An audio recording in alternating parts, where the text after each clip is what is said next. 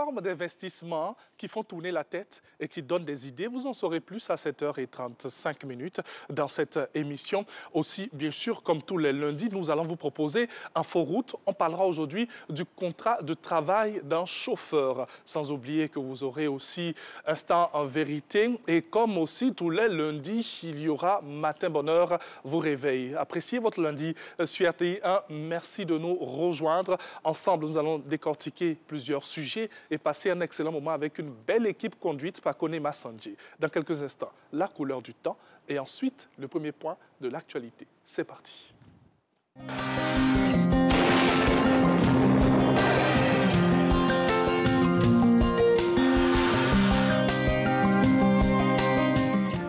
Mesdames et messieurs, bonjour. Très bon début de semaine à toutes et à tous. Alors, au cours de cette matinée, le temps sera dominé par des nuages, avec par moments des pluies localisées le long du littoral et du sud forestier. Le reste du pays sera généralement nuageux. Passons aux températures. Le mercure affichera 23 degrés à Bengourou, 24 à Abidjan et à Djeké, 24 degrés à Bondoukou et Boaké, 23 à Bouna et Bundiali, 24 degrés à Daloa et Dimbokro, 23 à Gagnoa Guiglo, 23 degrés à Korogo, 22 à Mans, 24 degrés à Odiéné, 23 à San Pedro, 24 degrés à Sassandra, 25 à Soubré, 23 degrés à Tabou, 24 à Tiasalé, 23 à Touba et 23 à Yamoussoukro. Au cours de l'après-midi, les régions du littoral et du sud forestier resteront nuageuses avec des orages et de la pluie, notamment dans le sud-ouest. Le nord et l'ouest observeront des denses masses nuageuses qui pourraient donner des orages et des pluies en fin de période, et le centre et l'est seront partiellement nuageux. Pour les variables, nous pourrons observer 33 degrés à Bengourou, 31 à Abidjan et à Djaké, 35 degrés à Bondoukou, 34 à Boaké, 32 degrés à Bouna, 36 à Bundiali, 34 degrés à Daloa et Dimbokro, 35 à Gagnoa, 34 degrés à Guiglo, 36 à Korogo, 33 degrés à Mans, 35 à Odiéné, 33 degrés à San Pedro, 32 à Sassandra, 33 degrés à Soubré, 30 à Tabou, 32 degrés à Tiasalé, 33 à Touba et 34 à Yamoussoukro. Merci de nous avoir suivis et très belle journée à toutes et à tous.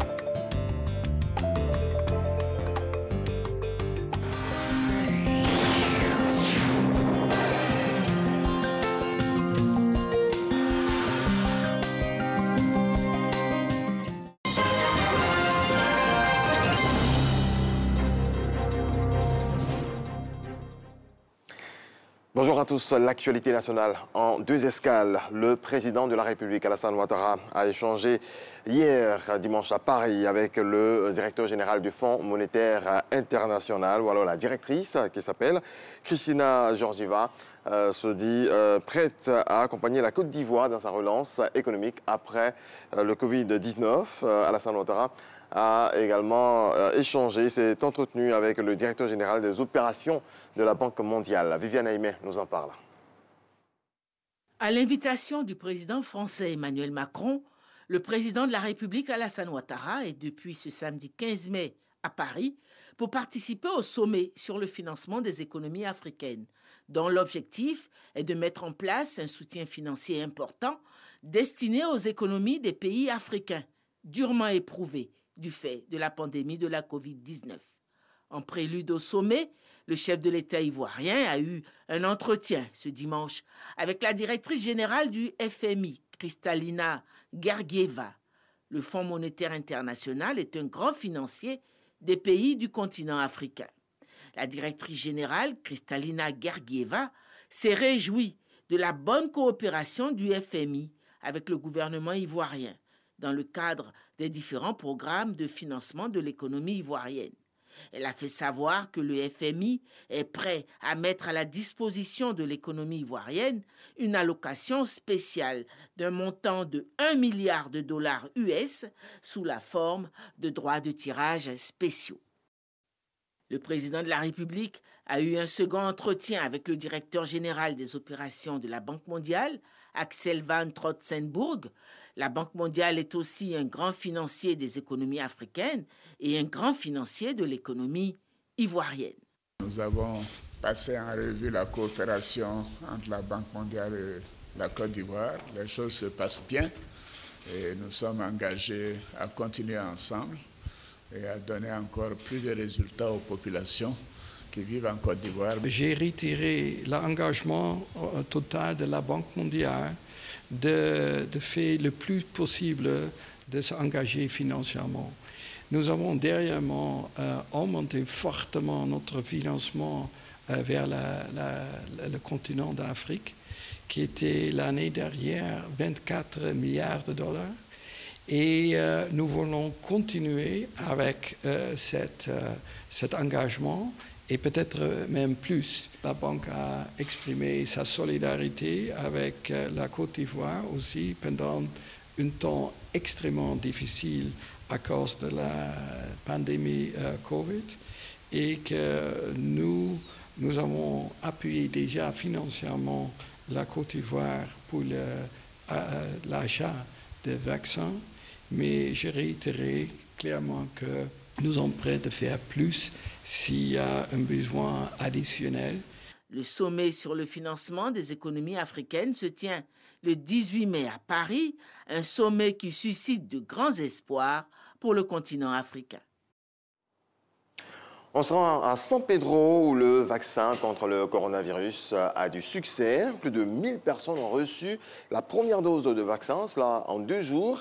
Un résultat obtenu grâce à la stratégie de communication de la Direction régionale de la santé avec l'implication des guides religieux. Le constat de Sam Conan. San Pedro, quartier Bardo, nous sommes à la mosquée Salam. Ce dimanche, les populations ont pris d'assaut, comme hier samedi à la mosquée de la Cité, le centre de vaccination Covid-19, installé ici pour la circonstance. Avec l'affluence, les équipes de vaccination semblent débordées. On s'en va à la maison, il y a beaucoup de monde. Il n'y a pas de place. Demain matin, moi, ça va grand hôpital. L'imam Koulibaly Aboubakar donne de la voix. On met l'accent sur les hommes âgés. Nous demandons la patience à la jeunesse. Nous sommes débordés et par rapport à cela, donc, on a adapté nos stratégies en mettant en place plusieurs équipes pour pouvoir prendre en charge toutes ces personnes qui sont là. Chaque personne reçoit sa première dose de vaccin. Je suis venu me faire vacciner par rapport à la Covid, me protéger. Pour la santé, ça fait pas mal. Les gens qui disent que c'est pas bon, c'est rentré, que c'est sorti ici là. On s'est fait vacciner et c'est très très bon pour notre santé. Dans la journée du samedi, 400 doses ont été administrées. Ce dimanche, 750 autres doses ont été injectées. Cet engouement à la vaccination contre la Covid-19 est dû à une implication des guides religieux dans la sensibilisation. Nous avons visité les sites dont l'État a donné l'ordre de faire les vaccins. Malheureusement, nous avons trouvé que les sites sont vides. Nous avons demandé aux responsables, aux directeurs de la santé, est-ce que nous pouvons emmener notre main. Il a dit qu'il n'y a pas de problème. Nous avons touché tous les mosquées de la ville de San Pedro pour qu'ils puissent mobiliser pour venir à la mosquée Salam ici aujourd'hui.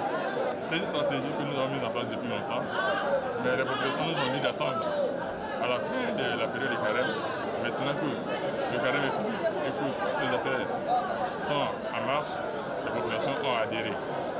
En 2 jours, 1150 personnes ont pu être vaccinées. La direction régionale de la santé entend poursuivre sur cette lancée, en impliquant d'autres guides religieux, comme ici avec les chrétiens.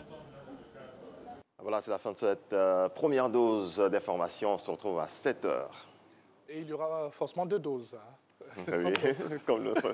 Merci beaucoup à Régis Kofi. Allez, on est très heureux de vous retrouver sur RTI1 pour Matin Bonheur. Et oui, ce sera un pur bonheur jusqu'à 8h90 minutes de plaisir. La suite avec Matin Bonheur vous réveille. Direction donc Yopougon, quartier millionnaire. Matin Bonheur se réveille dans cette belle commune et dans ce quartier avec Fouabi Armand. $10. Il est gardien de véhicules depuis 4 ans. $, comme on l'appelle, veille au quotidien sur les véhicules de transport en commun, moyennant la somme de 400 francs. Et bien la suite dans cet élément.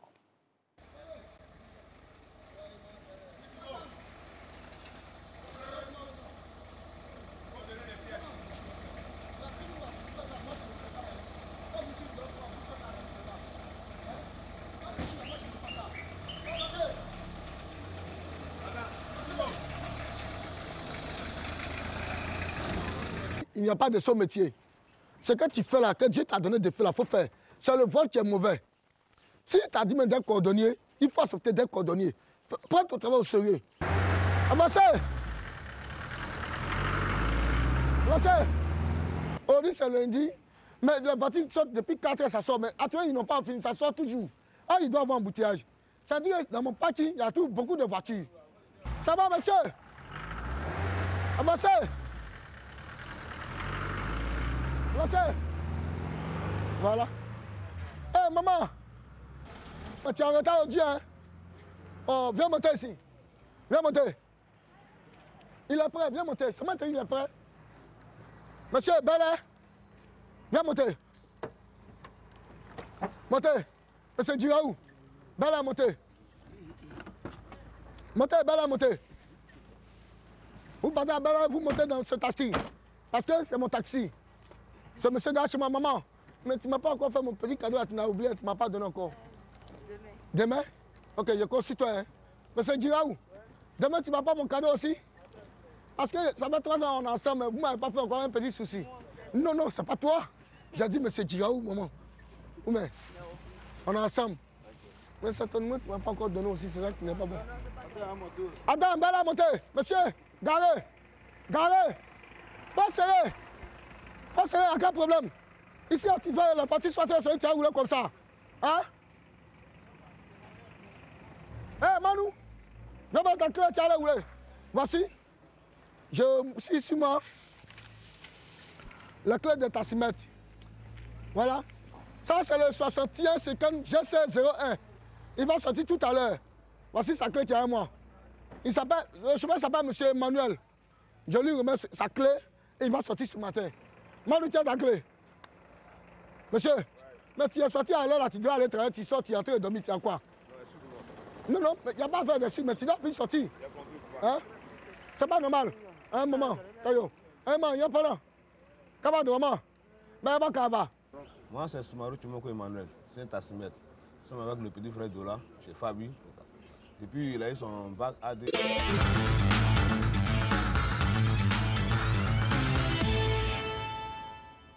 Il est avec nous, très en forme aussi, pour vous donner toutes les informations et feuilleter ensemble les pages de nos journaux. Bonjour Renaud. Bonjour Joël.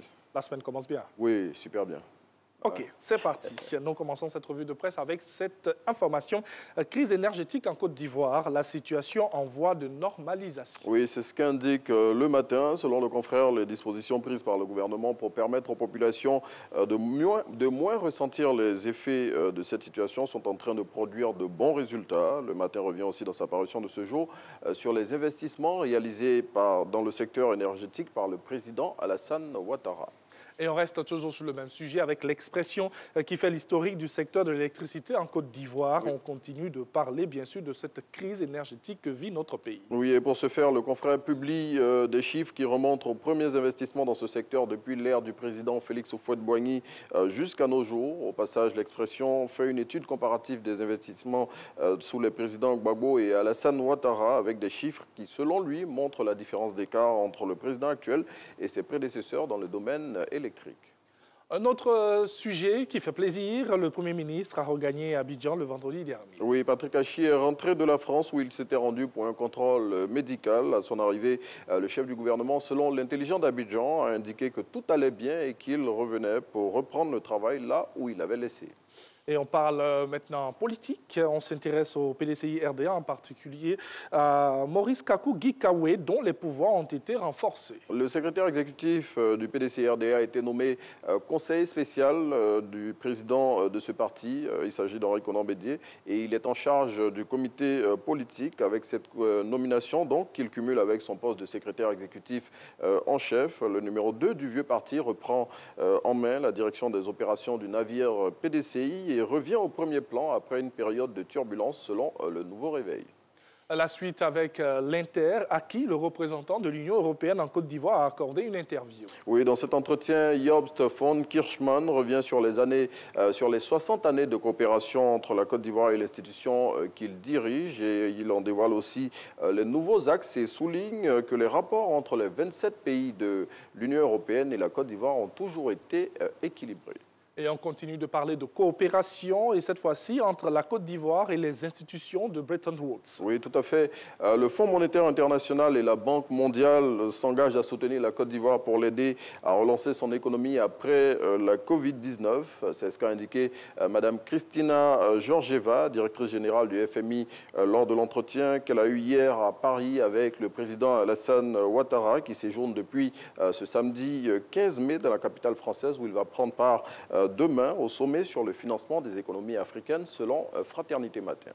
Et une autre bonne nouvelle, cette fois-ci en sport, au football. Les joueurs de l'Africa Sport passent à la caisse ce lundi. Oui, 40 millions de francs CFA, c'est l'équivalent de la manne financière qui sera répartie entre les joueurs des OIE aujourd'hui, après une longue période sans salaire. Cette situation, selon le site d'information Presse Côte d'Ivoire, a été rendue possible grâce au nouveau bureau mis en place à la tête du club vert et rouge par le comité de normalisation de la Fédération ivoirienne de football en fin de semaine dernière.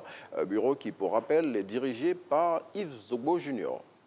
Et un chiffre dans cette revue de presse. 6 millions, c'est le nombre de personnes que le ministère de la Santé, de l'Hygiène publique et de la couverture maladie universelle projette de faire vacciner contre la Covid-19 d'ici à 2022 sur l'ensemble du territoire national. L'annonce a été faite en début de semaine dernière par le ministre Pierre Demba lors d'une rencontre avec les autorités territoriales selon Abidjan.net. Et juste faire comprendre que la vaccination, eh bien, c'est important.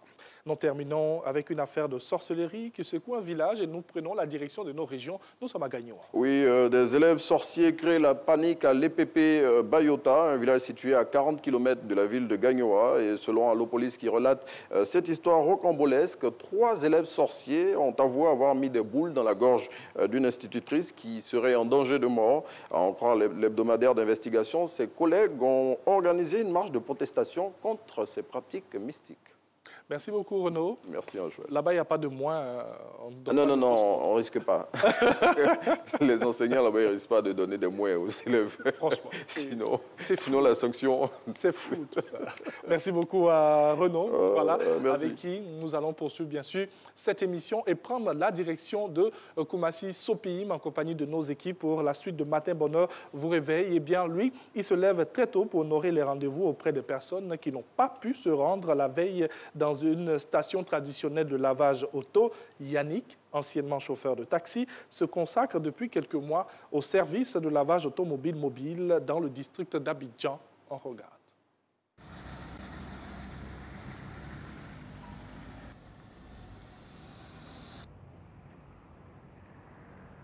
Oui, allô? Oui, bonjour madame. À la cité 47. Ok, c'est compris. Merci madame. Nous serons là tout à l'heure. Merci beaucoup. C'est l'onduleur qui est là. C'est lui qui me permet le courant. Là, c'est le compteur, le sous-compteur. Là, c'est la bassine de 250 litres. Voilà, avec ça, moi, je peux laver 7 à 8 voitures. Ça, c'est le catcher. Voilà, et l'aspirateur. Voici, ici, la batterie. Voilà. C'est un peu ça. Nous allons nous rendre chez la dame qui vient de m'appeler.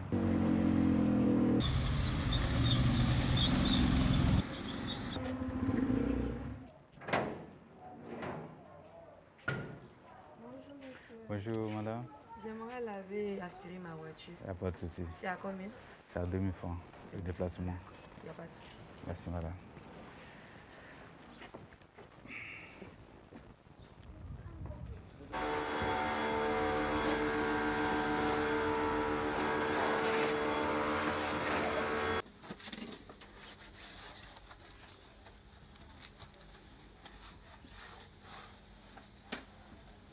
Aïcha, mon collègue, c'est avec lui qu'on fait tout. Voilà. C'est lui qui est là. Ça, là, une seule personne ne peut pas faire ce travail-là. Parce que c'est beaucoup fatigant et ça épuise beaucoup. Donc, une seule personne peut faire ce travail-là. On lave la voiture, on fait tout ensemble. En tout cas, on fait tout. Soit au moment où ils sont en train de rincer la voiture, lui, il lave les moquettes, ou soit il lave, il essaie d'aspirer aussi. En tout cas, on fait tout ensemble. Voilà. Aujourd'hui, nous sommes lundi. Avant, je ne pouvais pas aller avec une voiture toute propre au bureau, vu qu'il y avait les longues files d'attente et souvent, il fallait se réveiller très tôt. Et il y a des lavages aussi qui n'ouvraient pas vite. Voilà, nous avons déjà fini de faire le lavage. Nous allons passer maintenant au rinçage. Faut mettre ta mâche.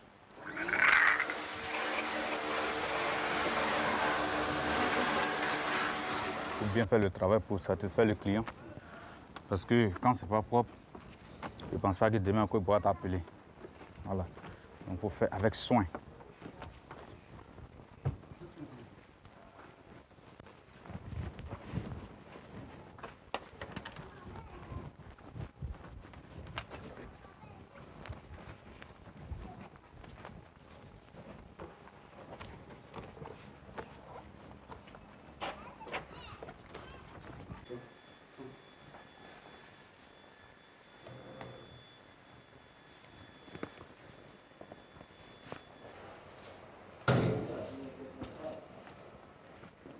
Ma voiture est propre, belle, et je suis à l'heure au bureau. Merci beaucoup. Merci, madame. Bonne journée à vous. Merci.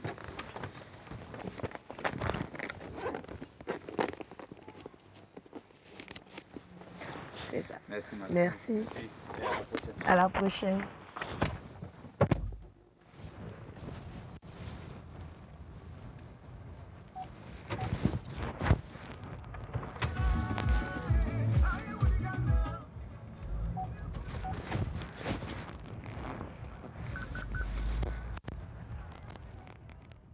Il n'y a rien de tel lorsque le matin, vous appréciez votre voiture bien nettoyée, bien lavée, propre, magnifique. Ça donne envie même de sortir, même si on fait une longue attente dans les embouteillages. Alors, nous, on n'a pas, bien sûr, on va dire cette habitude d'être dans les embouteillages, mais bon, on essaie de vous soutenir avec Matin Bonheur. Merci à Yopougon, merci aussi à Koumassi. Merci à vous, surtout, de nous ouvrir les portes de votre quotidien, de nous permettre cette proximité dans Matin Bonheur. Vous réveille dans quelques secondes. Vous aurez, tout comme le vaccin du Covid, eh bien, la deuxième dose d'informations à vous proposer avec Régis Kofi.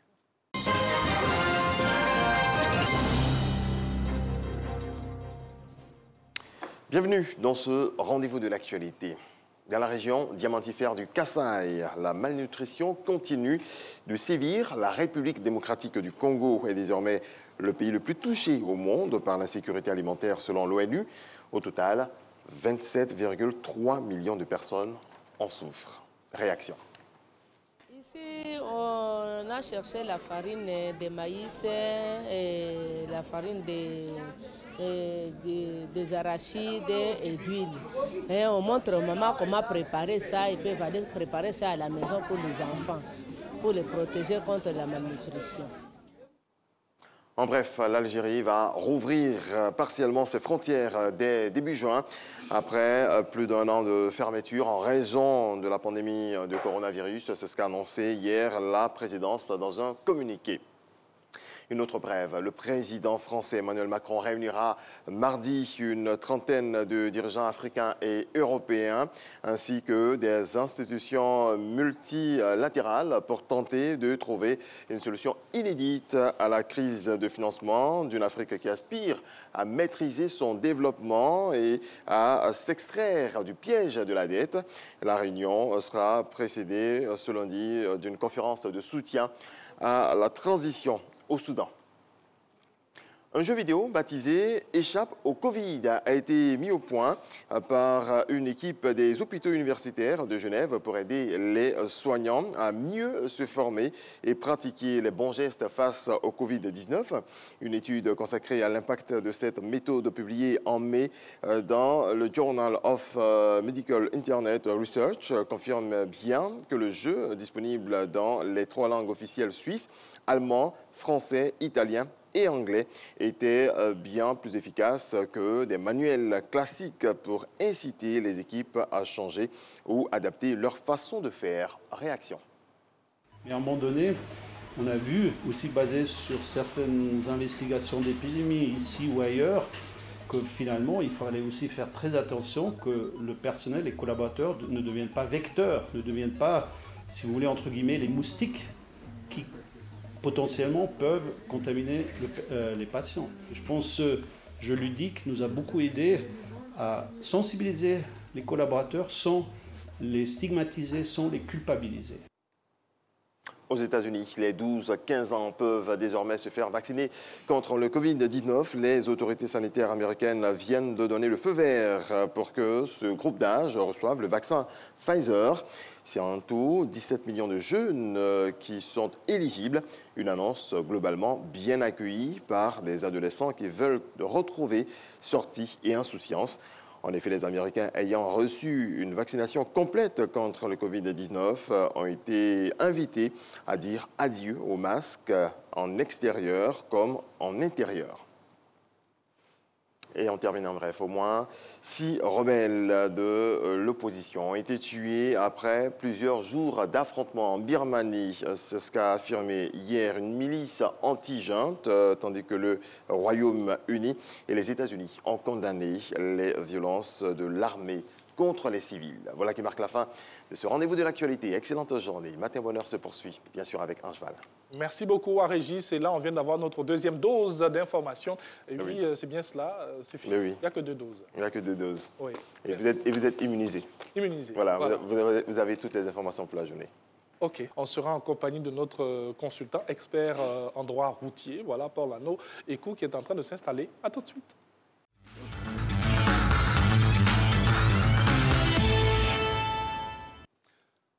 Eh bien, toute personne désirant faire la conduite automobile, sa profession, devra, en plus de l'obtention du permis de conduire de sa catégorie, eh bien, subir une formation initiale de conducteur routier dans un centre de formation professionnelle agréé. Eh bien, tout ceci, cette règle aussi à retenir, soutenue par un décret du 3 novembre 2016. Mais nous allons demander à notre expert dans ce studio, qui appelle-t-on chauffeur? On en a tellement dans notre ville, dans notre pays. Qui appelle-t-on chauffeur? Bonjour, bienvenue. Bonjour, merci beaucoup. Vous allez bien? Ça va très bien. C'est un plaisir de vous revoir. Autant pour moi, de retrouver l'équipe de Matin Bonheur et des téléspectateurs. On est là, on n'a pas bougé. Qui appelle-t-on chauffeur? La différence fondamentale entre un chauffeur et un conducteur, c'est plutôt dans le jargon populaire. Oui. On va prendre le chauffeur comme celui qui fait de l'activité de conduite, son activité professionnelle. Oui. C'est-à-dire tout le monde conduit. Oui. Donc là, il devient conducteur. On dira conducteur routier. C'est comme ça le code l'identifie par rapport à cette habitude, c'est son métier. C'est le vrai thème. C'est le vrai thème, c'est conducteur routier. Oui. Le mot chauffeur est né du fait qu'à l'époque, il fallait chauffer pendant longtemps le véhicule. Donc, par moment, on prenait une personne qui chauffait, même qui n'était pas le conducteur. C'est dans l'histoire de la première création du véhicule. Et c'est dans le jargon. Donc, le thème, c'est conducteur routier. Conducteur routier. On distinguera le conducteur professionnel et du simple chauffeur, c'est-à-dire celui qui va conduire juste pour une occasion. Oui. Donc, ça, c'est le principe fondamental de la distinction. Vous éclairez la lanterne de plusieurs téléspectateurs ce matin, j'en suis sûr. On va éviter de dire chauffeur par abus, sinon conducteur routier. Il n'y a pas de faute, puisque c'est un jargon accepté, homologué on se permet à la pratique. De le dire. Alors, dites-nous, quand parle-t-on de contrat de travail pour l'exécution des prestations d'un conducteur routier? Le contrat de travail, il existe quand des critères sont réunis. Oui. Et il y a 3 critères fondamentaux en droit du travail qu'on recherche très souvent. L'exécution d'une prestation, dans le cas d'espèce, c'est la conduite automobile. Oui. En contrepartie, il va avoir une rémunération qui va se faire sous forme de salaire, c'est-à-dire qu'il est payé de façon régulière, de façon fixe, bien connue. Et puis, bien évidemment, l'élément fondamental, c'est le lien de subordination. Dans le contrat de travail, il y a une relation hiérarchique entre l'employeur et son employé. Il donne des ordres, l'autre obéit. Et l'employeur dispose d'un pouvoir disciplinaire pour sanctionner en cas de manquement directement le travailleur, qui va commencer par les sanctions qu'on connaît souvent, mise à pied jusqu'au licenciement pour faute lourde. Donc, ce critère est fondamental. Et c'est ces éléments-là qu'il faut rechercher dans la relation de travail entre le conducteur routier et celui qui l'emploie. Si ça n'existe pas, on n'est pas dans un contrat de travail, mais très souvent, c'est le cas. Alors, peut-être qu'il y a des dispositions particulières. Sinon, comment recruter un chauffeur dans le cadre d'un contrat de travail?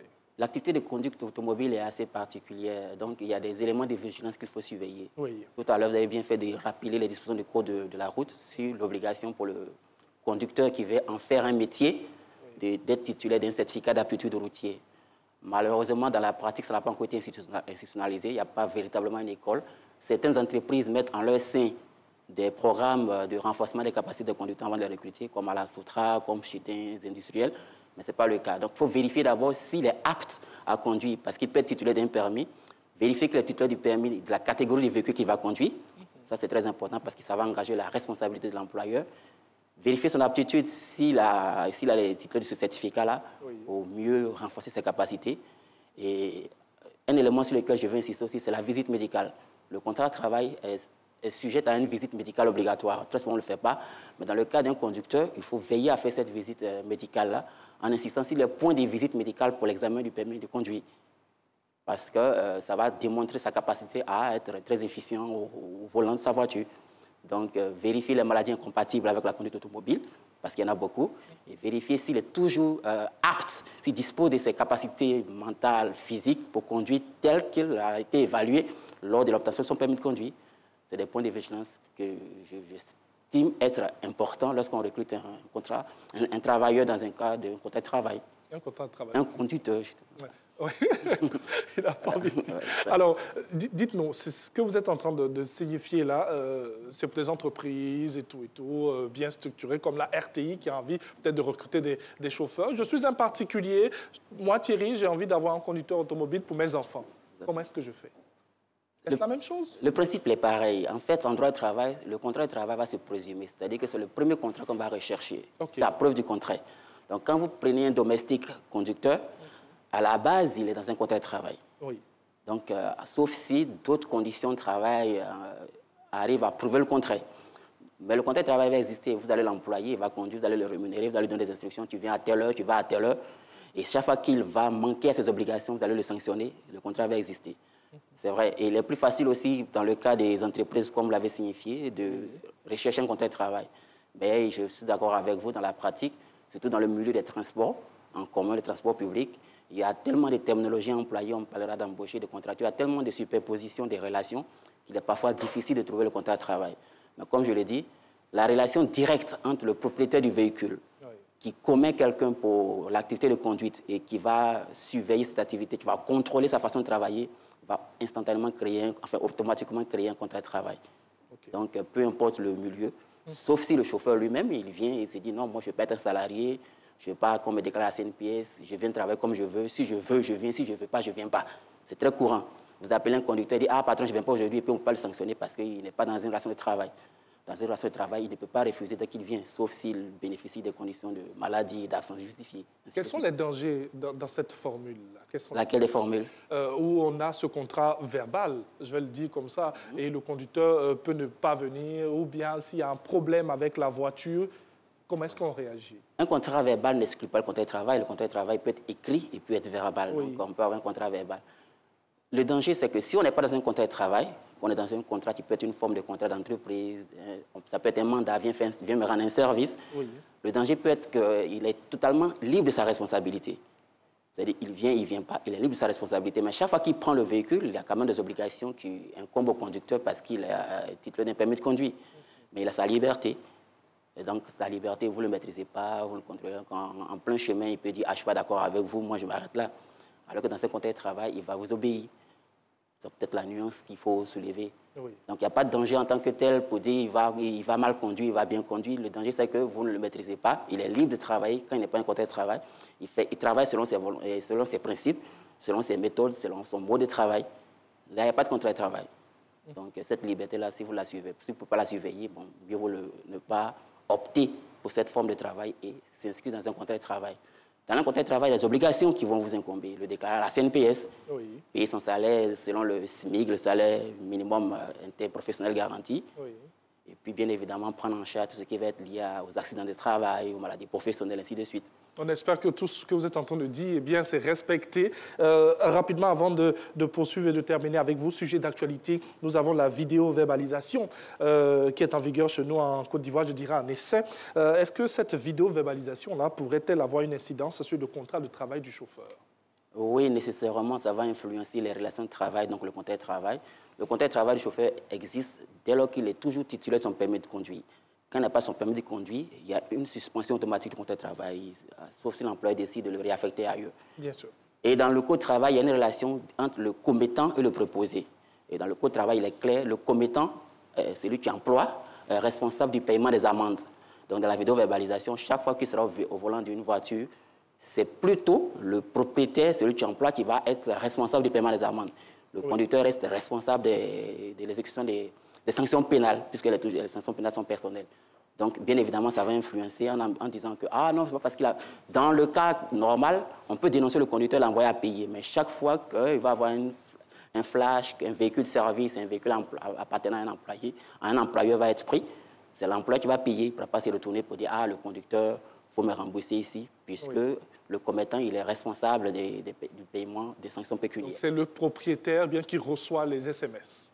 C'est le propriétaire qui reçoit les SMS et c'est le propriétaire qui est en principe censé payer, puisque le commettant. Alors que dans le cas normal, le conducteur est censé payer parce qu'il a commis la faute. Il est le commettant, en tant que commettant, il est responsable. Quitte à se retourner contre son conducteur, si vraiment il arrive à démontrer qu'il y a une véritable négligence, il y a une véritable faute, il va appliquer des sanctions disciplinaires, soit aboutir à une mise à pied, soit aboutir à peut-être un licenciement, dans la mesure où dans le droit du travail, les sanctions pécuniaires, c'est d'infliger une amende à un salarié interdit. Merci beaucoup à M. Paul Ano-Ekou avec lui le contrat de travail du chauffeur salarié. Ça a été très rapide mais très instructif. Merci beaucoup. C'est moi. Et puis plaisir de vous retrouver lundi prochain encore pour décortiquer l'actualité sur nos routes. Dans quelques instants, vous aurez bien sûr Instant Vérité. C'est l'instant où se dit toutes les vérités. Donc, les auto-écoles vendent-elles le permis de conduire? On reste plus ou moins sur notre sujet d'aujourd'hui. Et invité M. Guillaume Coco, il est président de l'UNAESI, en compagnie bien sûr de la sulfureuse Gabrielle Zani.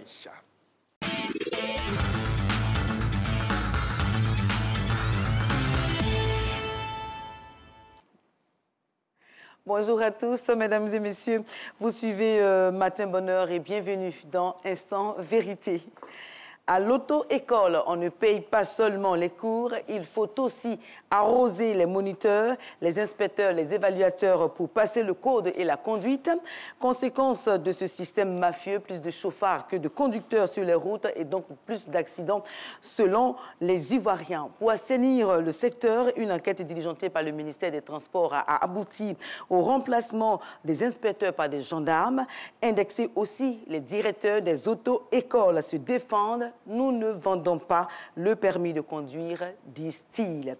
Alors, mesdames et messieurs, que se passe-t-il réellement pour l'obtention du permis de conduire? Quelle est la responsabilité des auto-écoles? Et enfin, le permis de conduire est-il acheté ou mérité en Côte d'Ivoire? Guillaume Coco est sur le plateau de Instant Vérité pour donner la part de vérité des directeurs des auto-écoles. Guillaume Coco est le président de l'Union nationale des auto-écoles de Côte d'Ivoire, en abrégé UNAESI. Alors, bonjour Guillaume Coco. Bonjour, et bienvenue à Instant Vérité. Merci. Le 26 avril dernier, le ministère des Transports a suspendu les inspecteurs des examens du permis de conduire afin d'assainir le secteur. Alors, ils ont été remplacés par des gendarmes. Comment avez-vous accueilli cette mesure de la tutelle? Disons que, excusez-moi, de la part de la tutelle a été bien accueillie dans un premier temps. Ce qu'on a tout simplement déploré, c'est qu'on a été pris un peu sur le coup, on a eu l'information au même titre que toute la population ivoirienne. Et on aurait bien voulu être consulté un peu avant. Mais ça a été tout de suite réparé parce que notre ministre de tutelle nous a reçus tout de suite à son cabinet. Nous avons énormément échangé. Et à partir de là, nous a expliqué un tout petit peu, disons, le pourquoi de cette décision aussi brutale, qui a consisté à dire d'abord, bon, s'il y a un problème, il faut d'abord que je commence à nettoyer moi-même au ministère avant d'arriver aux professionnels que vous êtes. Oui, justement. Alors, les gendarmes remplacent aujourd'hui les inspecteurs. Ils ont déjà commencé à inspecter et à évaluer les candidats à la conduite. Alors, seront-ils à la hauteur pour juguler la corruption ou avez-vous des craintes? Non, nous n'avons pas de crainte. Nous n'avons absolument pas de crainte. D'abord, la pertinence de nos remarques, c'est de comprendre est-ce que ceux-ci vont être formés, parce qu'on a fait un travail préalable qu'on pensait allait commencer si tôt, par un arrêté qu'on attend toujours et que le ministre nous a promis qu'il allait en faire un décret. Mais donc, les gendarmes, il était question qu'on les forme aux nouvelles méthodes d'évaluation des candidats. Mais comme la méthode n'a pas encore été proclamée, ou du moins l'arrêté n'a pas encore été pris pour que ça soit mis en application, donc je pense qu'ils ont repris les examens comme ça se faisait avant. Donc ça veut dire l'interrogation orale, mais cette fois-ci avec, disons, une corbeille, un questionnaire que le gars tire au sort, que le candidat tire au sort, et en plus il est en théorie et à la pratique, normalement évalué avec une participation. Alors, comme vous êtes un acteur du secteur directement concerné par la situation, la décision du ministre, est-ce qu'elle pourra porter les fruits escomptés? Moi, je pense qu'elle peut apporter des fruits, hein, parce que c'est faire prendre, disons, conscience à toute la population que le permis de conduire, qui est quand même une attestation, une autorisation, que délivre l'État de Côte d'Ivoire pour circuler sur nos routes, quand il y a un accident, ce n'est pas seulement l'affaire d'une personne, c'est vraiment toute une chaîne de responsabilité qui est engagée.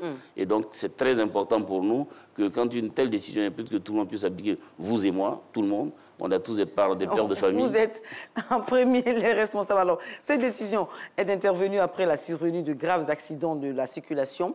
Et selon des Ivoiriens que nous avons interrogés, ces accidents ont eu lieu par voie de conséquence à cause du manque de formation de certains conducteurs qui ont obtenu leur permis de conduire sans être passés dans une auto-école. Quel est votre commentaire? Vous faites bien de poser la question parce que cet éclaircissement est de taille. Oui. Parce qu'on a le permis de conduire, comme tout ce qu'on dit. C'est l'école. C'est marqué auto-école, comme on marque une école d'enseignement général et tout. On peut marquer une école générale et puis après on fait une spécialisation. Quand dans le permis de conduire, on est conducteur lambda comme tout le monde, comme vous et moi. Ensuite, quand on veut en faire sa profession... Monsieur Guillaume Coco, répondez directement à la question. Alors, certains Ivoiriens disent que des conducteurs ont obtenu leur permis de conduire sans être passés dans une auto-école. Quel est votre commentaire sur ce fait? Mon commentaire sur ce fait-là, il est vraiment... Il y a 10 ans de cela, on avait déjà prévenu les autorités. Parce qu'il y a eu beaucoup de trucs de complaisance, on a parlé de permis social, on a parlé de... Non, il ne faut pas dire tout ça. Il y a eu des bons de permis de conduire. Est-ce qu'il y a des conducteurs qui ont eu leur permis de conduire sans passer par les auto-écoles? C'est la question, monsieur. Mais nous, dans un premier temps, le process qui est mis aujourd'hui en route, c'est qu'on ne peut pas aller au permis de conduire sans passer par une auto-école. Ça, c'est vrai. Parce qu'il faut d'abord inscrire sur une plateforme et c'est une clé de l'auto-école qui te permet d'être sur cette plateforme. Mais vu qu'il n'y avait pas un cadrage aussi suffisant par rapport à la formation, par rapport à l'obligation de la formation, il peut arriver que quelqu'un peut échapper à l'auto-école. Une fois qu'il s'est inscrit, on n'a pas l'obligation d'aller le chercher à la maison pour venir. Donc, le permis de conduire peut être acheté en Côte d'Ivoire? Est-ce que vous voulez dire? Acheté, j'ai dit non parce que nous ne sommes pas évaluateurs. Nous sommes formateurs. Donc, ça veut dire que... Quelqu'un qui n'est pas formé, on ne peut pas l'évaluer. Il y a ça d'abord, il y a votre responsabilité. Tout part des auto-écoles. Quelqu'un qui n'est pas formé, M. Guillaume Coco, il ne peut pas être évalué. Voilà, mais là, vous touchez le problème du doigt. Ça veut dire que son évaluation, s'il n'est pas formé, il ne peut pas être évalué. Mais comment ça se fait que quand il va à l'évaluation, il réussit à passer le système? Parce que dans un premier temps... Comment ça se fait, je vous retourne la question, comment ça se fait qu'il se trouve sur la liste des candidats évalués? Ce sont les auto-écoles qui donnent les listes. N'est-ce pas? Dans un premier temps, que ce candidat qu'il est inscrit sur la liste, on essaie de lui faire une formation, s'il vient aux formations, parce que maintenant, ça va être obligatoire. Ça veut dire qu'il va y avoir des présences qui vont être signifiées par la biométrie, par autre chose. Mais avant, n'ayant pas de programme et n'ayant pas de contraintes de ce genre-là, le candidat peut échapper à tout le monde. C'est comme, j'insiste sur l'école. Il ne peut pas échapper aux auto-écoles, même s'il échappe aux évaluateurs, aux inspecteurs et tout cela, il ne peut pas échapper à un moniteur. Parce que c'est le moniteur qui fait la liste de ses élèves. Voilà, j'ai tel candidat à la conduite à proposer aux inspecteurs. Voilà. Donc, il y a une liste des élèves dans une classe. C'est un instant de vérité, on va se dire tout est vérité. Oui, dites-nous. Alors, voilà comment ça se passe pour que le candidat puisse échapper à l'auto-école. Il s'est trouvé, par exemple, que l'auto-école aujourd'hui qui est installée à un moment donné, compte tenu de tout ce qui se passe autour de l'auto-école, va perdre le contrôle de son auto-école. Il va avoir de ce qu'on appelait, nous autres, margouillards, ou des démarcheurs d'auto-école qui vont venir s'infiltrer et qui vont pratiquement, disons, il ne faut pas avoir peur de dire, il faut le dire, il va perdre le contrôle même de la gestion de son auto-école. À partir de là, on dit qu'il prête son code, et quand il prête son code, il n'a plus le contrôle des examens. Autrement dit, donc, nous, on y est pratiquement. Notre responsabilité engagée, parce qu'après tout, c'est... Votre responsabilité d'engager, vous ne pouvez pas dire que vous n'êtes pas responsable de la situation. Je vais bien vous expliquer la situation, parce qu'il faut que ça se comprenne. Ça veut dire qu'à un moment donné, là, ce monsieur qui vient prendre le contrôle indirectement de l'auto-école décide si oui ou non il envoie tel ou tel. Parce que l'autre, en fait, ne fait plus que de la location. Et ça, on le combat. Mais ça, c'est vigoureusement. Mais ça, on le combat. C'est les directeurs des auto-écoles qui sont responsables de ça. Mais comment ils en sont Parce que quand tu prêtes ton auto-école à quelqu'un qui n'a pas fait, juste pour des raisons d'argent, mais ça, c'est pas de la responsabilité de celui qui est venu prendre l'auto-école, mais c'est toi qui l'as prêté. Mais c'est pour ça, à l'UNAICI, on travaille à ce que ce genre de pratiques disparaissent. Et on est sur la bonne voie, parce que nous, on ne va pas remplacer la police de la gendarmerie. On a en notre sein, et ça va encore commencer à fonctionner, une cellule de contrôle de ces auto-écoles boutiques avec les prix désordonnés ou les prix de complaisance qui trompent complètement toute la population. On va arriver à les extirper. Donc vous comprenez aisément le ministre des Transports quand il n'a pas vraiment associé les directeurs des écoles à la décision qu'il a eu à prendre. Non, on le comprend très bien. Vous comprenez cela parce que s'il y a des auto-écoles boutiques, s'il faut vous avertir, s'il faut vous prévenir et tout cela, bon, écoute, on ne peut pas prendre de mesures. Alors, qu'est-ce qui s'est passé? C'est que nous avons travaillé. On a travaillé, même le ministre même l'a reconnu, et il nous a convié à un séminaire à Bellecote qui nous a permis encore de reconfirmer le travail qu'on avait fait, et c'est de ça que va partir un arrêté. Donc nous n'avons pas attendu. On dit, on voit et on dénonce, mais on est un peu impuissant vis-à-vis de ces gars-là qui ont pris complètement le contrôle et aujourd'hui qu'on est en train de chasser. Donc vous ne contrôlez plus les auto-écoles? Si, on contrôle totalement. Okay. Bon, créé donc en 2014. En 2014, l'UNAICI regroupe plus de 400 auto-écoles en Côte d'Ivoire. Oui. Voilà. Et récemment, vous, le directeur des auto-écoles, vous étiez en Assemblée générale extraordinaire, on va le dire comme ça. Alors, quelles ont été les principales résolutions à l'issue de cette AGE? Alors justement, dans le sens de bien vouloir extirper, de vouloir vraiment protéger et barricader, si on veut le dire, notre corporation, on a essayé de voir les mesures qui étaient déjà prises dans les différents séminaires, notamment l'uniformisation des prix, oui, un programme national de formation, disons la séparation des permis de conduire sur lesquels on a travaillé, la catégorisation, ensuite l'évaluation en essayant d'éviter le moins possible les interventions humaines, et tout ça va permettre à assainir un tout petit peu nos secteurs. Tiens, alors vous avez parlé d'un point assez important, l'intervention humaine. Oui. Aujourd'hui, les inspecteurs ont été remplacés par des gendarmes. Est-ce que vous craignez cette totale intervention humaine? Mais on fait totalement confiance à notre corps habillé, aux gendarmes. Je vous pose la question, vous voulez dire? Et pour l'instant, oui. Et pour l'instant, mais ça c'est une période transitoire, hein, de parler de 3 mois. Une période transitoire en attendant vraiment de mettre en place tout ce programme dont je vous ai parlé et qui en principe va désormais faire en sorte qu'il n'y ait pas d'intervention humaine. Vous ne voulez plus d'intervention humaine, donc même la période de 3 mois, vous la craignez? Vous craignez qu'il y ait, je vais dire... des velléités? Non, on ne la craint pas tellement parce que c'est déjà des corps habillés d'un certain niveau, c'est des officiers supérieurs de la gendarmerie. Ils ont commencé pour le moment, le retour qu'on a est tout à fait satisfaisant. On pense qu'on va continuer sur cette période pendant les 3 mois et que tout va bien se passer. Par contre, là, on incite et on invite toutes les auto-écoles de s'inscrire vraiment dans cette logique la durabilité et de reprendre quand même le contrôle de leurs auto-écoles, ce qui n'est pas aussi facile parce qu'il s'est posé un problème d'accompagnement. Et on ne sait pas bien. Un problème d'accompagnement, c'est quoi le problème exactement? C'est-à-dire que c'est la méthodologie qu'il faut revoir. Une fois que le monsieur a reçu son agrément et qu'il est installé, on l'a contrôlé parce qu'il a tous les équipements pour être réceptionné et installé. Mais une fois, il n'y a pas de suivi. Et que si demain ce véhicule-là, pour parler terre à terre, tombe en panne, il n'a plus de véhicule. Donc qu'est-ce que vous voulez qu'on fasse pour le conducteur? Pour l'auto-école, pour l'instant.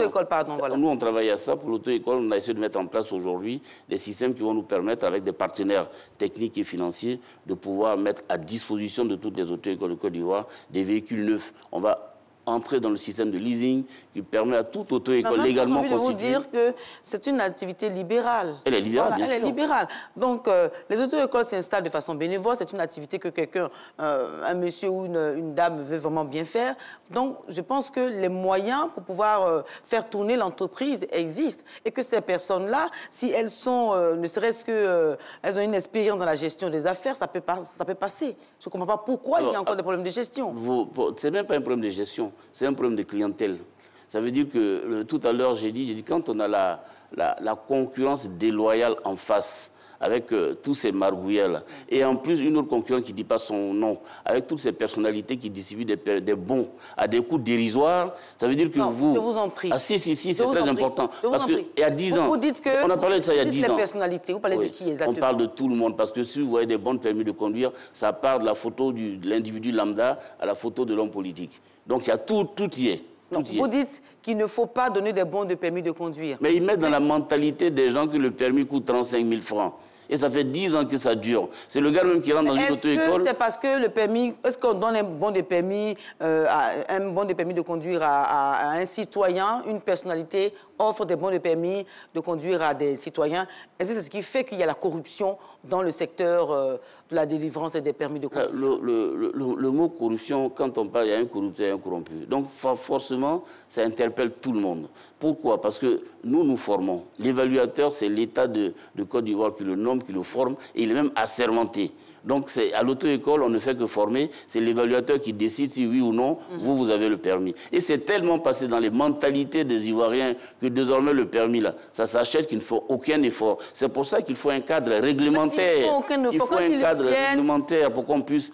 On est d'accord, M. Coco, qu'il faut un cadre réglementaire. Mais en même temps, quand ils viennent, c'est à vous de leur donner la voie à suivre, de mettre un système fiable pour que l'Ivoirien qui vient puisse rentrer dans ce système-là et se mettre en règle. Toutes les auto-écoles de Côte d'Ivoire ne jouent pas ce jeu-là. Hein. Il y en a qui travaillent très bien. Et j'en connais, il y en a qui travaillent très bien. Quand ils vont vous fixer les prix et vont vous dire comment il faut se comporter, vous allez faire votre formation sans quoi que ce soit. Hein. Donc, si toutes les auto-écoles de Côte d'Ivoire ne sont pas des auto-écoles véreuses, il y a encore ce système-là. On est en train de faire le nettoyage et je pense que la décision du ministre vient à point nommé pour qu'on puisse vraiment assainir le secteur. Une autre question rapidement. Le ministère des Transports est en train de tester la vidéo-verbalisation. Alors, ce système-là permet d'identifier les chauffeurs indélicats et de leur coller une amende lors de la visite technique. Alors, est-ce que cela peut résoudre la question de la corruption et de la fraude? Oh, ça, c'est une autre forme de corruption parce qu'elle existe dans tout le secteur des transports. Donc, c'est une autre forme de corruption, mais ça aussi, c'est une innovation. Tout ce qui est technologique est toujours la bienvenue. Je pense que ça va permettre d'assainir un tout petit peu, ou du moins de resserrer encore un tout petit peu les taux autour de tous ces conducteurs véreux là. Mais c'est une très bonne chose. Ce que je n'ai pas encore compris est que si le gars il arrive à un moment donné et que c'est à une période ou à une situation donnée qu'on doit lui demander toutes les amendes, est-ce qu'il sera à mesure de les payer? C'est la question que je nous pose un peu. Parce que c'est vrai qu'il peut être bloqué. Si c'est lors de la visite médicale qu'on dit, bon monsieur, vous avez connu tel nombre d'infractions, donc vous devez payer 200 000, 300 000, sur le coup, ça va peut-être faire grincer un peu les dents. Mais je crois que les techniciens, ils pourront expliquer, est-ce qu'on fait un échange? Alors, donc, quelles sont vos propositions pour mettre fin enfin, je veux dire, pour arrêter le cycle de la corruption? Mais nous, le cycle de la corruption, ça commence par l'assainissement du secteur. Hein. Et on a de très bons... Comment il faut assainir le secteur? L'assainissement du secteur, c'est la signature de l'arrêté de notre ministre, très bientôt, parce que là-dedans, ça pose toute la problématique de la corruption autour du permis de conduire. Et on a proposé des solutions qu'ils ont acceptées, ils nous ont fait un atelier, ils nous ont encadrés, et beaucoup de propositions qui vont dans le cadre de stopper encore cette manière de faire qui nous donne des délinquants et de la violence routière à longueur de journée. Donc ce serait quoi? Déjà, un programme de formation avec un volume d'heures de formation à chaque catégorie de permis. De deux, les fameux conducteurs qui font beaucoup d'accidents, faire en sorte que ces conducteurs-là, il n'est pas que le permis de conduire pour travailler. Tout à l'heure, j'ai entendu parler du code de travail concernant.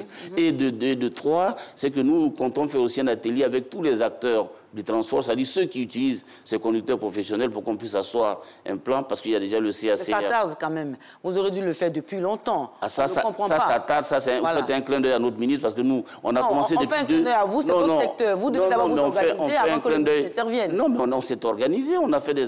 Nous, on travaille dans un cadre réglementaire. On ne peut rien faire si notre ministre n'a pas encore donné un cadre pour nous dire, bon, ça, voilà ce que vous devez faire. On lui a proposé ce qu'il faut faire pour assainir. C'est à lui maintenant de décider et nous a promis de le faire le plus rapidement possible par un arrêté ou par un décret. Maintenant, il parle de décret, donc on attend tout ce décret-là pour pouvoir travailler dans un cadre réglementaire vraiment bien strict. Alors, fin de Instant Vérité avec Guillaume Coco, le président de l'UNASI, l'Union nationale des auto-écoles de Côte d'Ivoire. Merci pour vos éclairages sur ce qui fait quoi exactement dans le secteur de l'obtention du permis de conduire, mesdames et messieurs. C'est donc la fin de Instant Vérité. Restez avec nous sur RTI1 et bien évidemment dans Matin Bonheur.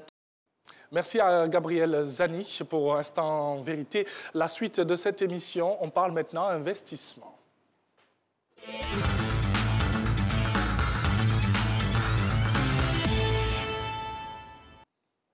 Depuis quelques années, elles se développent et sont de plus en plus prisées par les populations devant des États qui essaient tant bien que mal de les réguler. Ce sont les nouvelles formes d'investissement, parmi lesquelles on pourrait citer le crowdfunding. Qu'est-ce que c'est, sa particularité, les avantages et inconvénients? Si possible, et on en parle avec notre expert financier maison, M. Guy Abinogues, l'investissement en crowdfunding. Bonjour, bienvenue. Bonjour Thierry. Vous allez bien? Très bien, merci. On va juste ajouter que le crowdfunding, eh bien, c'est un financement participatif. C'est exact. Est-ce qu'on peut aller dans plus de détails concernant la définition de ce financement participatif? D'accord. Alors, le crowdfunding, ou également appelé financement participatif, et au Canada appelé sociofinancement, c'est donc une forme d'investissement qui permet aux particuliers de placer son argent dans des projets portés par des PME ou par des porteurs de projets en dehors des circuits traditionnels de financement. Oui. Il faut dire que le crowdfunding ne se substitue pas à ces circuits financiers traditionnels de financement, oui, mais apporte de la diversification en termes d'épargne et en termes de placement rentable. Et ce qu'il faut également donc noter là-dessus, c'est que quand on en parle, tout le monde a l'impression que le crowdfunding est né d'aujourd'hui. Non, c'est une vieille pratique de financement, oui, mais qui s'est développée, largement développée, avec donc le développement du web depuis les années 1990. Alors, pour l'histoire, et ça je vais vous donner l'histoire, vous savez que la première opération qui a été rattachée donc au crowdfunding date de 1875. 1875, et elle a porté notamment sur quoi? Sur la conception de la Statue de Liberté à New York.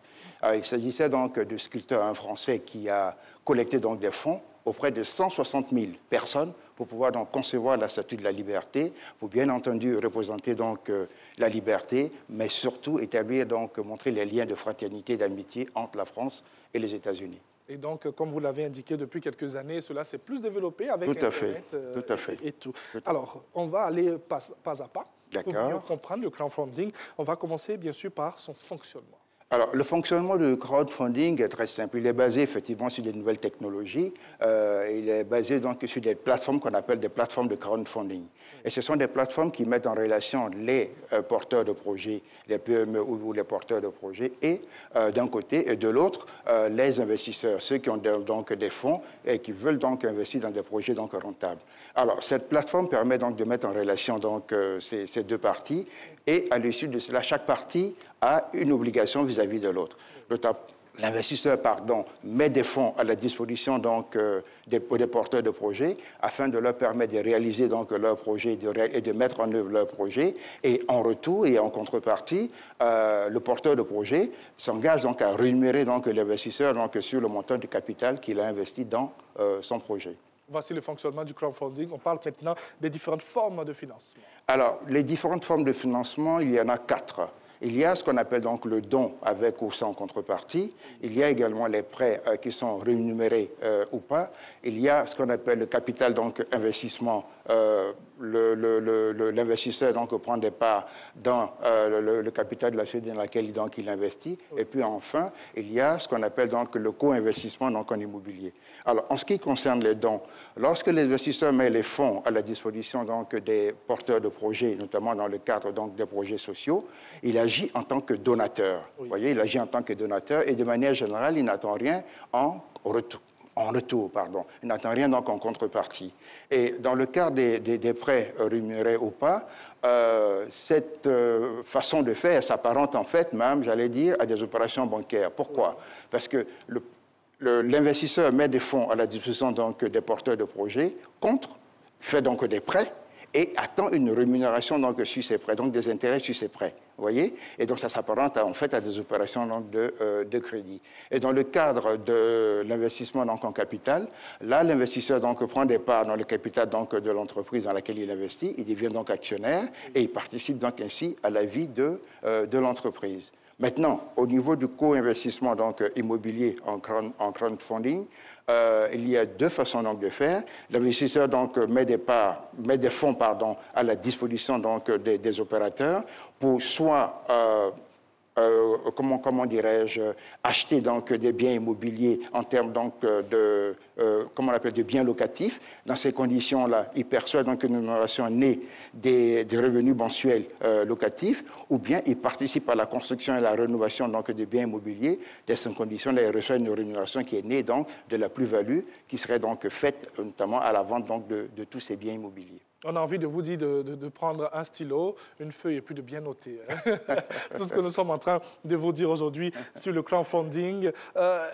Petite question qui sort un peu de mon conducteur avant de revenir. Est-ce qu'il faut être accro à ce genre de financement participatif? Non, c'est un financement comme tout autre. Hein. Oui. Ben, c'est un financement qui vous donne la possibilité d'aller directement sur des projets rentables parce que c'est vous qui choisissez le projet dans lequel vous voulez investir. Vous voyez, sur la plateforme, on va vous présenter donc différents projets et vous allez donc opérer donc un choix parmi donc, ces différents projets. Vous pouvez même investir sur plusieurs projets, toujours dans le cadre donc, de la diversification qui s'applique au principe même de la composition du portefeuille d'investissement. Vous voyez qu'on y revient. Oui. Et en ce moment-là, vous avez donc le choix. Vous investissez dans le projet vraiment qui vous intéresse pour, évidemment, donc, gagner de l'argent. Est-ce qu'on peut aller dans plus de détails avec les étapes à suivre lorsqu'on veut investir dans le crowdfunding? Oui, au niveau des étapes, il y en a trois. La première, c'est d'abord donc de savoir choisir sa plateforme, parce qu'il existe plusieurs plateformes de crowdfunding. Et chaque plateforme comprend des particularités qui lui sont propres. Ce qui est important, de manière générale, en ce qui concerne donc, les plateformes, c'est d'abord de voir la fiabilité de la plateforme, de voir donc, les types d'investissements qui sont proposés donc, sur la plateforme. Est-ce que ce sont des investissements qui sont proposés en dons, en prêts, en capital donc, j'allais dire, dans le capital de la société ou en co-investissement donc, immobilier. Et ensuite, il faut voir donc, les différents projets qui sont donc, associés donc, à la plateforme. Ces projets peuvent concerner donc, le milieu de l'environnement, le milieu culturel, le milieu donc, de l'innovation de la technologie et, comme je l'ai dit tout à l'heure, le milieu de l'immobilier. Ensuite, le deuxième élément, une fois que vous avez choisi votre plateforme, vous devez maintenant, ouvrir un compte. Et ce compte-là va vous permettre maintenant d'accéder aux différents donc, projets. Et en fonction donc, de l'importance des différents projets, on peut vous demander donc, de faire un dépôt pour pouvoir donc, avoir accès aux informations sur ces différents projets. Et le troisième élément, maintenant, c'est le choix de projet. Lorsque vous procédez donc au choix de projet, le principe qui doit vous guider ici, c'est encore une fois le principe de la diversification. Au lieu d'investir sur un seul projet, il est recommandé plutôt d'investir sur plusieurs projets, afin donc notamment de multiplier vos chances de rentabilité et de réduire ainsi vos risques d'investissement. Mais ce qui est important quand vous procédez au choix des projets, c'est de regarder de faire très attention à l'historique des sociétés, de regarder également aussi la qualité donc, de l'équipe dirigeante, de regarder donc, les objectifs donc, de ce projet et la rentabilité attendue, notamment sur ce projet. Ce sont tous ces éléments-là qui vont vous guider notamment dans le choix des projets. Avant de parler des avantages et des inconvénients, dites-nous pourquoi le crowdfunding aujourd'hui suscite tant d'engouement chez les investisseurs. Alors, c'est tout simplement parce qu'il vous permet d'accéder, j'allais dire, à une multitude de projets. Et il vous permet de financer beaucoup donc, de projets dans divers donc, secteurs. Vous savez, aujourd'hui, lorsque vous utilisez la technique du crowdfunding, vous, bien évidemment, vous détournez donc des circuits traditionnels de financement. qui vont vous imposer, j'allais dire, un certain nombre de contraintes réglementaires que vous devez donc suivre, alors qu'au niveau du crowdfunding, vous avez donc des fonds que vous mettez juste à la disposition donc, des porteurs de projets. Ensemble, bien sûr, il y a une convention donc, qui est signée, et au travers donc, de cette convention, vous allez donc en retour, notamment bénéficier donc, d'un retour sur investissement. Mais tout cela, en fonction donc, des projets, tout cela en fonction donc, des secteurs dans lesquels vous voulez donc, investir, et c'est ce qui fait que on peut utiliser donc le crowdfunding, notamment par rapport donc à tous ces différents secteurs, et ce qui fait que cela suscite aujourd'hui un fort engouement par rapport donc à cette forme d'investissement. On a plusieurs formes d'investissement. On nous parle aussi très souvent de diversification de notre investissement. Eh bien, cette forme de financement, est-ce qu'elle procure bien plus de rentabilité que les autres formes d'investissement? Je dirais que c'est une forme de financement qui vous amène à avoir donc du choix. Okay. Beaucoup plus de choix. Vous voyez, quand vous allez, par exemple, à la bourse, les choix que vous avez sur un marché financier vous sont donnés par, j'allais dire, le responsable donc, de la bourse. Au niveau du crowdfunding, vous avez des multiplicités de plateformes. Vous avez plusieurs plateformes qui existent. Et à l'intérieur de chaque plateforme, vous avez donc de multiples projets qui y sont. Donc, vous avez vraiment le choix, un choix multiple, notamment pour pouvoir donc procéder à votre choix définitif, notamment par rapport donc à ces différents projets. Donc cela vous offre une corbeille, notamment de multiples projets, et par rapport donc à cette corbeille-là, vous devez maintenant procéder donc à un choix, j'allais dire, définitif. En Côte d'Ivoire, on a des plateformes de crowdfunding? Oui, il existe des plateformes de crowdfunding en Côte d'Ivoire qui se développent. Et tout doucement, cela donc gagne, j'allais dire, fait son petit bonhomme de chemin. Il y a même un opérateur mobile qui a créé donc sa propre plateforme de crowdfunding, notamment dans le domaine, donc, j'allais dire, pour financer donc des projets sociaux, accompagner donc ses abonnés, bien évidemment, hein, à réaliser donc des projets sociaux. Il y a d'autres plateformes aussi qui sont mises en place pour encourager donc les personnes qui n'arrivent pas à trouver donc des financements auprès donc des circuits traditionnels de financement, de venir donc sur cette plateforme-là pour évidemment donc rechercher ces financements. Parce qu'il y a toujours des gens qui cherchent donc à investir et qui sont toujours à la recherche de projets donc rentables. Bien sûr, je sais qu'il y a un téléspectateur chez lui à la maison qui se demande mais je trouve ces plateformes-là où? Je vais où? Je vais au plateau, ça y est, dans le centre du plateau, comment ça se passe? Non. En fait, ces plateformes sont listées sur le net. Sur le net. Voilà, vous devez simplement aller sur le net et puis donc procéder donc à des recherches et vous allez donc tomber sur cette plateforme-là. Et à partir de cet instant, vous prenez contact avec les investigateurs, les initiateurs de cette plateforme-là pour pouvoir voir comment vous entrez dans leur système pour pouvoir donc commencer à y investir ou commencer donc à recevoir notamment donc des fonds par rapport donc au projet que vous portez. Et à créer des richesses. Et à créer bien sûr des richesses. Tout simplement. Tout simplement. Alors, maintenant, avant de terminer le dernier virage de nos échanges, les avantages et les inconvénients. On va commencer par quoi? On commence par les avantages? On va commencer par les avantages, c'est le côté positif de la chose. Après, on va faire sinon les avantages. Tout à fait. Alors, au niveau des avantages, vous savez que quand vous avez un projet, au niveau du crowdfunding, l'avantage majeur, c'est quoi? C'est que vous créez de la solidarité autour de votre projet. Tout le monde s'intéresse à votre projet. Oui. Donc, il y a un regard qui est porté donc, sur votre projet, et ce regard est porté par plusieurs personnes. Ça, c'est premièrement. Deuxièmement, ça crée de la publicité donc, autour de votre projet, donc ça crée une exposition, notamment de votre projet, sur la plateforme. Et troisièmement, cela vous permet de collecter donc, des fonds à moindre coût. Évidemment, vous passez donc des circuits bancaires et vous collectez donc des fonds à moindre coût. Alors, l'inconvénient majeur, j'allais dire sur le crowdfunding, c'est que lorsque vous êtes l'initiateur, comment dirais-je, d'une opération de crowdfunding, vous devez absolument donc de réussir. Si vous ne réussissez pas, notamment à porter à bout votre projet, vous vous décrédibilisez par rapport donc à tout le système et vous, j'allais dire, pénalisez votre image par rapport donc à tout le système. Et si demain vous revenez avec un autre projet pour dire moi, j'ai tel projet par rapport donc notamment encore au processus du crowdfunding, aucun investisseur ne s'intéressera à vous parce qu'on sait que d'entrée de jeu, vous n'êtes pas capable de conduire un projet jusqu'à son terme. quelles que soient les différentes plateformes de crowdfunding que nous avons, quel que soit, je vais dire, où j'entre, c'est le même procédé. C'est le même processus, c'est le même procédé. Et l'identification se passe, j'allais dire, de manière toute simple. Tout cela se fait donc sur le net. Et ce que je voudrais également souligner en ce qui concerne le crowdfunding, c'est un élément qui me revient. Vous savez que le président Obama, lorsqu'il menait sa campagne présidentielle pour notamment la Maison-Blanche, il a utilisé le principe du crowdfunding pour lever des fonds auprès donc, des particuliers. Et en 2008 et en 2012, il a même levé jusqu'à environ 118 millions de dollars pour financer sa campagne. Donc, je vous montre ici l'importance du crowdfunding, notamment dans les opérations donc, de financement donc, de projets. Ça peut être des projets personnels. Hein. Oui. Voilà. Vous donnez des idées, là.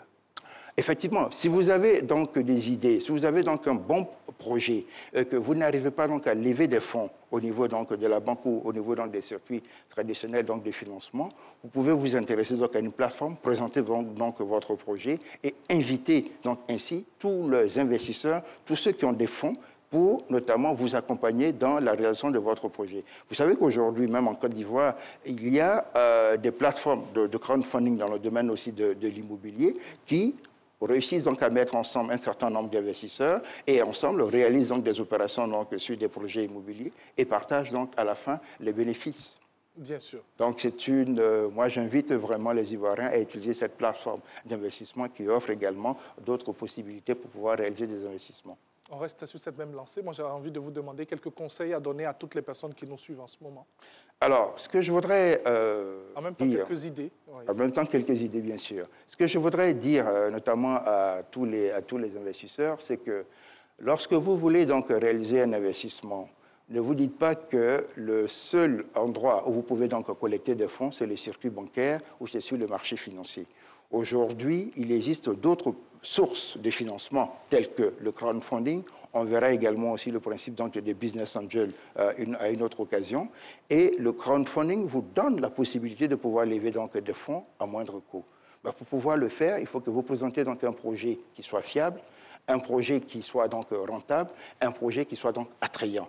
De cette façon-là, vous pouvez alors attirer vers vous un certain nombre notamment de personnes qui disposent donc des ressources et qui sont donc prêtes à mettre ces fonds-là à votre disposition pour pouvoir donc vous permettre de réaliser votre projet et en retour, bien évidemment, de les rémunérer. Alors, le projet, ça part de petits investissements aux gros investissements, ou bien, dans plus de détails, je vais vous demander si moi, j'ai besoin d'ouvrir un salon de coiffure, je peux me permettre même un crowdfunding? Effectivement. Vous savez... Je fais du commerce, je peux oui, faire crowdfunding. On peut utiliser tous les secteurs d'activité pour faire du crowdfunding, tous les secteurs d'activité, pourvu que le projet que vous présentez soit un projet rentable. Si vous décidez d'ouvrir un salon de coiffure, oui. ce qui va intéresser donc les gens par derrière, c'est certainement voir est-ce qu'il y a une chaîne de salons de coiffure que vous prévoyez par exemple d'ouvrir dans tous les quartiers d'Abidjan. Si oui, alors on regarde donc le long terme. Alors on regarde la rentabilité de ce projet-là. Et donc on se dit, OK, on va commencer par tel quartier, ensuite on sera dans un autre quartier, ensuite on sera encore dans un autre quartier. Dans ces conditions-là, les investisseurs vont vous dire, messieurs, nous on est prêts à vous accompagner donc dans votre projet parce qu'on voit très bien que vous vous diversifiez, notamment en termes donc de localisation. Et cela donc va apporter donc des clients nouveaux et des clients donc particulier à chaque fois par rapport donc à votre projet donc initial. Et nous, on veut vous accompagner pour la réalisation de ce projet, sachant que c'est un projet qui est rentable. Donc effectivement, tout le monde peut utiliser donc la plateforme de crowdfunding pour pouvoir donc lever les fonds par rapport donc à un projet initial, par rapport donc à un projet qui est porteur et un projet qui est rentable. Dans la même logique que l'État de Côte d'Ivoire de valorisation et de promotion de l'entrepreneuriat, eh bien le crowdfunding peut être une belle solution.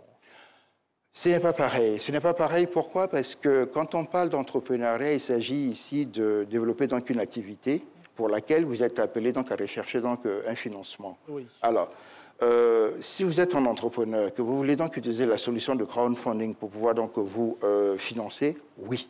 Mais, comment dirais-je, cela ne vous permet pas, comme par rapport donc à l'État notamment, d'aller collecter des fonds, par exemple, auprès de l'État et venir financer donc votre activité. Par contre, vous pouvez utiliser la plateforme du crowdfunding pour vous financer. Et en utilisant cette crowdfunding, ce qu'on va surtout rechercher dans ce que vous présentez comme solution, c'est la pertinence de votre projet. Est-ce que votre projet est pertinent? Est-ce que votre projet est rentable? Est-ce que votre projet apporte des solutions au plus grand nombre? Si oui, alors, messieurs, nous sommes prêts à financer donc votre projet. Donc, en tant qu'entrepreneur, la solution, effectivement, pour utiliser le crowdfunding, c'est d'avoir un projet qui soit donc bien bâti, un projet qui soit donc bien construit, un projet qui s'adresse au plus grand nombre. Vous insistez là-dessus. Hein, effectivement, parce que c'est la clé au fond. C'est la clé pour pouvoir lever des fonds avec le système de crowdfunding. Parce que moi, en tant qu'investisseur, quand j'arrive sur une plateforme de crowdfunding, qu'est-ce que je recherche? Je recherche de la rentabilité. Et la rentabilité, je ne peux la trouver qu'autour ou dans un projet qui est bien sûr rentable, mais qui est surtout bien construit, qui est surtout bien bâti. Vous voyez, un projet qui a des perspectives sur le long terme. Mais si j'ai un projet qui est seulement sur le court terme et qui, au bout de 3 mois, prend fin, cela ne m'intéresse pas. Ouais, ce qui m'intéresse, c'est la rentabilité sur le long terme. N'oubliez pas que vous êtes un investisseur. Et vous êtes un investisseur, vous avez des objectifs financiers à atteindre. Et ces objectifs-là s'étalent sur le long terme. Et donc, par rapport donc, à ce long terme, vous définissez des objectifs à vous-même et vous voulez donc, notamment, combler vos attentes par rapport au long terme, et donc vous êtes à la recherche de projets qui vont s'étendre également sur le long terme. C'est pour cela qu'il faut toujours s'intéresser notamment à ces projets-là qui sont porteurs sur le long terme en tant qu'investisseur. Bien sûr, et pour vous dire que ce n'est pas une course de forme, c'est une course de fond. Voilà. On part très loin. Rapidement, avant de terminer, il nous reste 1 minute.